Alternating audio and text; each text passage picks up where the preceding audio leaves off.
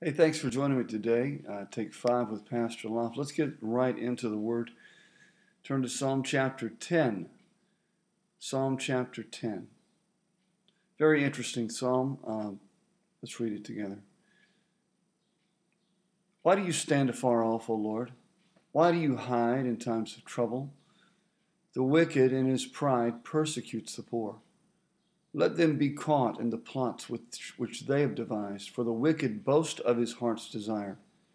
He blesses the greedy and renounces the Lord. The wicked in his proud countenance does not seek God. God is in none of his thoughts. His ways are always prospering. Your judgments are far above out of his sight. As for all his enemies, he sneers at them. He said in his heart, I shall not be moved. I shall never be in adversity. His mouth is full of cursing and deceit and oppression.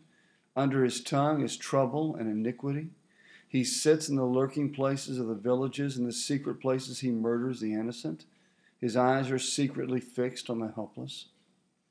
He lies in wait secretly as a lion in his den. He lies in wait to catch the poor. He catches the poor when he draws him into his net. So he crouches, he lies low, that the helpless may fall by his strength. He has said in his heart, God has forgotten. He hides his face. He will never see. Arise, O Lord. O God, lift up your hand. Do not forget the humble. Why do the wicked renounce God? He said in his heart, you will not require an account. But you have seen, for you observe trouble and grief, to repay it by your hand. The helpless commits himself to you. You are the helper of the fatherless. Break the arm of the wicked and the evil man. Seek out his wickedness until you find none. The Lord is king forever and ever. The nations have perished out of his land. Lord, you've heard the desire of the humble. You will prepare their heart. You will cause your ear to hear, to do justice to the fatherless and the oppressed, that the men of the earth may oppress no more.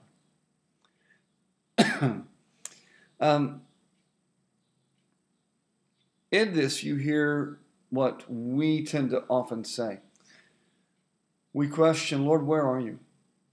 Why are you letting this happen? Why are people getting away with this stuff?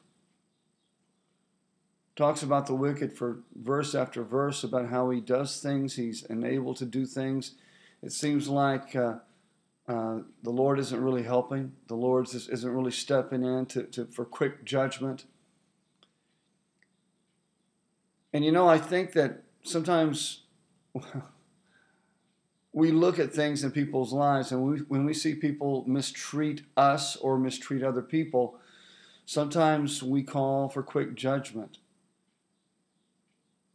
Do you want quick judgment across the board? Do you want him to be quick to judge you as well? You see, if he's going to judge murderers, thieves, rapists, he will also judge liars, people who are proud, people who use his name in vain. Do you want him to have quick judgment in every case? Or only in the case where it affects you because someone's oppressing you? Now, I don't believe David was saying that necessarily, but I just think it's something we need to consider. David says that because God is slow to judge, that the wicked man thinks God's forgotten. He hides his face. He will never see. It's found in verse 11. In verse 13, he says that the wicked says in his heart, you will not require an account. But my friend, every man, woman, and child will give an account on the day of judgment.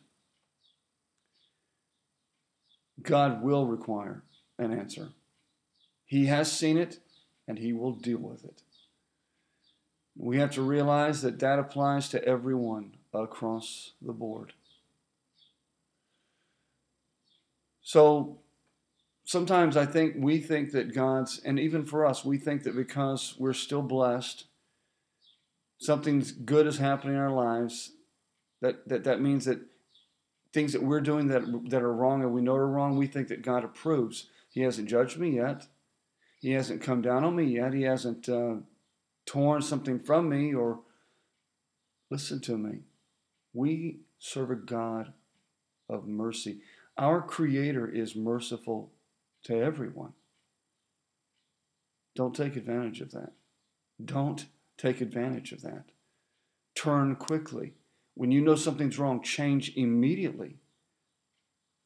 Don't think that His patience or His silence is acceptance. It's not.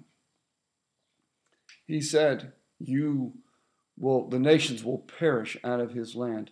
The Lord will deal with all wickedness. Know that.